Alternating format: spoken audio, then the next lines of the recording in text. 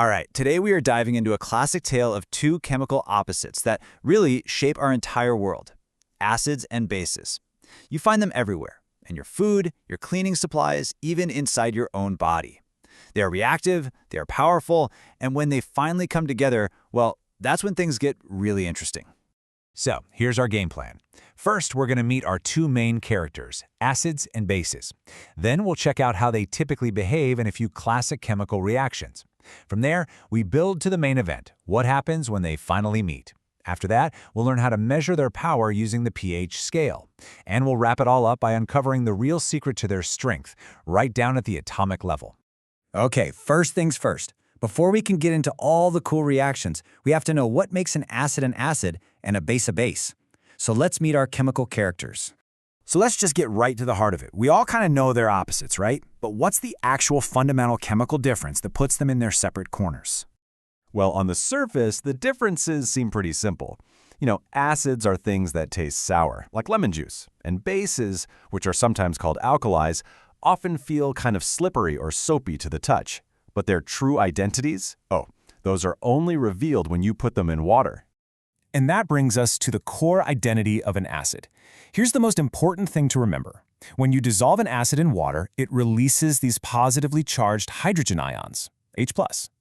It's the presence of all these H+ ions floating around that makes a solution acidic. That's it. That's the secret.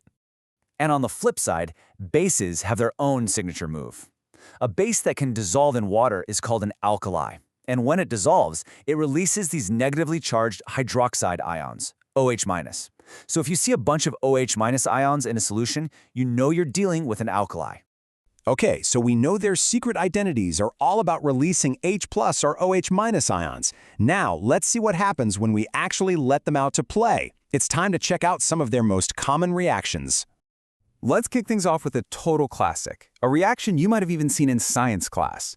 What happens when you drop a reactive metal into a beaker of acid? Just look at the consistent pattern here. See that equation column?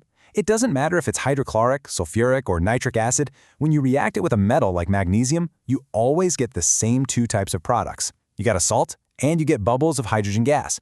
It's a fundamental rule. Acid plus a metal gives you a salt and hydrogen. Every time. But what if the acid meets a metal carbonate instead?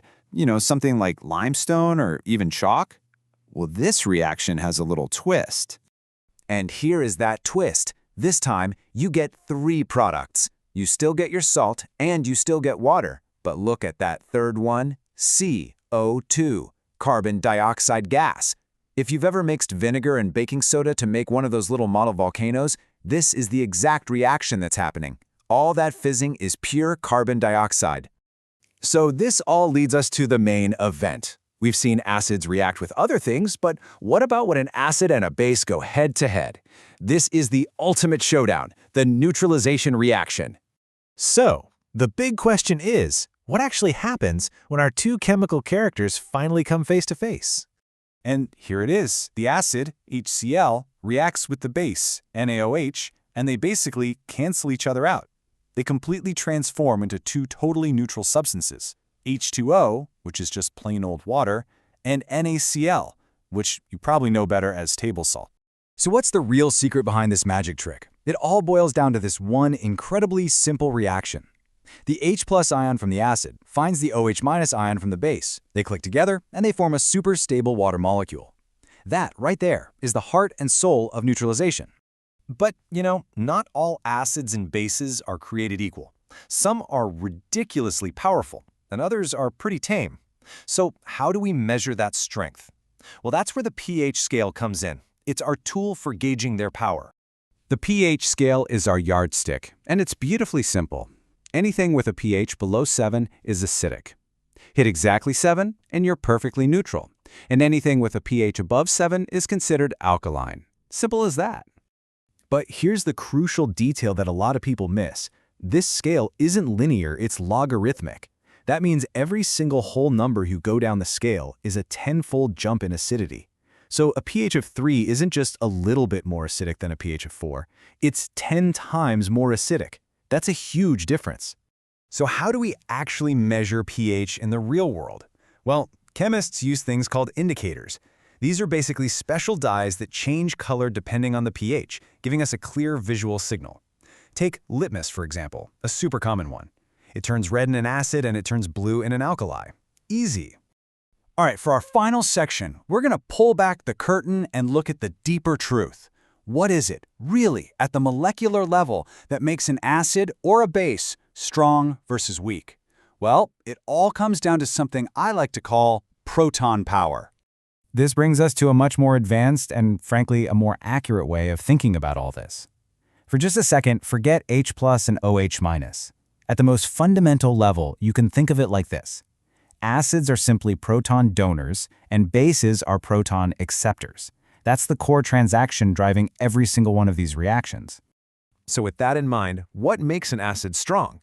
It's all about how generously it donates that proton, that H+ ion. A strong acid completely ionizes in water. I mean, every single molecule breaks apart and gives away its proton. A weak acid, though, is a bit more stingy. It only partially ionizes, releasing way fewer protons into the solution. And you can literally see this difference in the chemical equation. Just look for the arrow. A strong acid gets a one-way arrow, because that reaction only goes in one direction. It completely breaks apart, end of story. But look at the weak acid. See that double arrow? That tells us the reaction is reversible. It's in equilibrium, which means at any given moment, most of the acid molecules haven't actually donated their proton at all. And that brings us to one final tricky question to leave you with. Think about this.